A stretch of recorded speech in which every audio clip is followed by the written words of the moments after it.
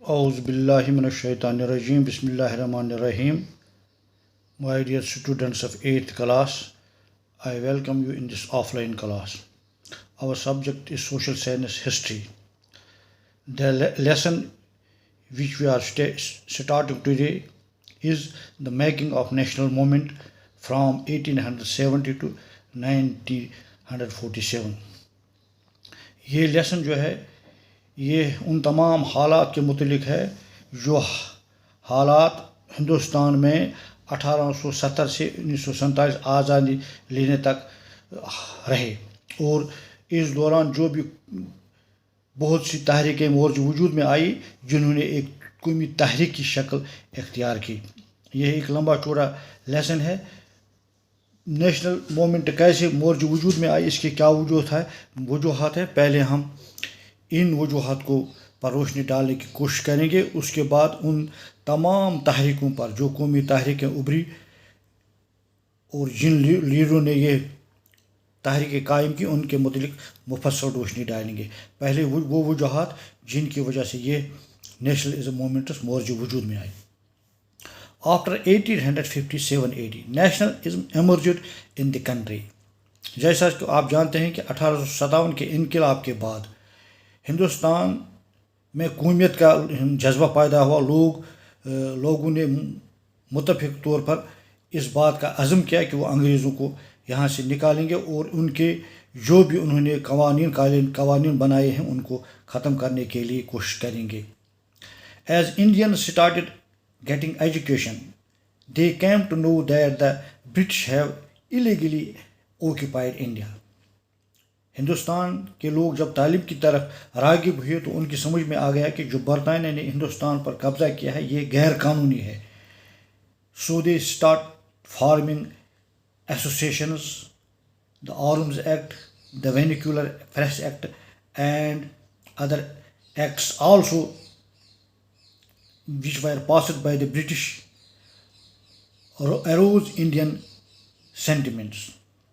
یعنی برطانوی حکومت نے جو بھی کالے قوانین پاس کیے جن کی وجہ سے ہندوستان کے لوگوں کے جذبات مجروح ہو گئے، اور انہوں نے یہ سمجھا کہ ہندوستانی لوگ ایک قوم ہیں، لہذا متحد ہو کر ایک تحریک نیشنل موومنٹ قائم کی جائے جو انگریزوں کے خلاف لڑے اور ہندوستان کو آزاد کرے.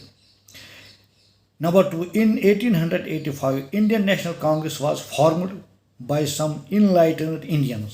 1885 میں ہندوستان کے کچھ دانشوروں نے، ہندوستان کے قانون دانوں نے، ہندوستان کے تعلیم یافتہ لوگوں نے ایک تنظیم قائم کی انڈین نیشنل کانگریس کے نام کے تحت. Congress adopted moderate policies in its early years like spread of education, industrial development, debit viewer of farmers etcetera. Congress نے اپنے ابتدائی دور میں ایسے اقدامات لیے جو ماڈریٹ اقدامات تھے، جو اعتدال پر مبنی تھے، یعنی لوگوں کو ایجوکیٹ کرنا، انڈسٹریز قائم کرنا اور دوسرے جو کسانوں کو قرض جات ہیں ان کو معاف کرانے کی کوشش کرنا. The model leaders adopted certain measures to show that how the British rule was destroying the country. اور انہوں نے لوگوں کو اس بات سے بھی واقف کیا کہ کس طرح برطانوی حکمرانی ہندوستان کو تباہی کی طرف لے رہی ہے. Number 3, in 1906 Bengal was divided by Lord Cornwallis. Lord Cornwallis was the Governor General of India on that day.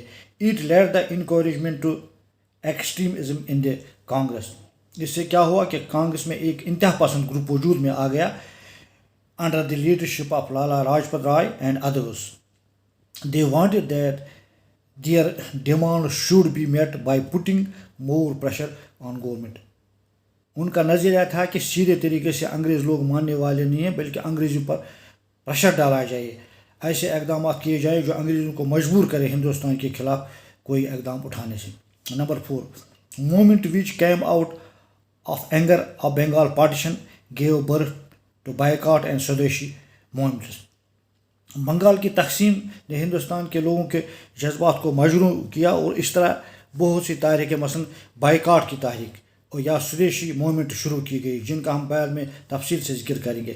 Main objects of This movement were to encourage local industries and boycott the British goods.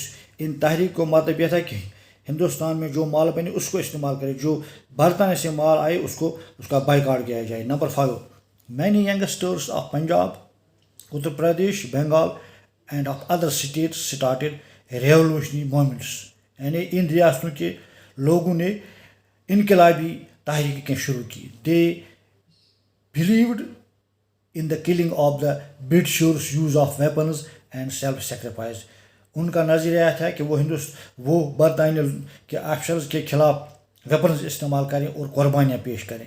Number 6, in 1915 Gandhi ji came back to India and he became the most important leader of the country.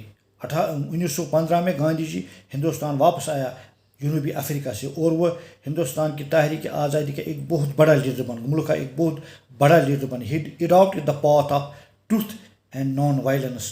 اس نے جو راستہ اختیار کیا, سچائی کا راستہ اختیار کیا, نان وائلنس کا راستہ اختیار کیا, and give strength to our national struggle, جس سے قومی تحریک کو فروغ ملا, بڑھاوا ملا. All the movements started by him were based upon truth and non violence. جو بھی اس نے تحریکیں شروع کی وہ سچائی اور نان وائلنس پر مبنی تھی. اس کے علاوہ کچھ اور بھی پوائنٹس ہیں جس کو ہم انشاءاللہ کل ڈسکس کریں گے. شکریہ.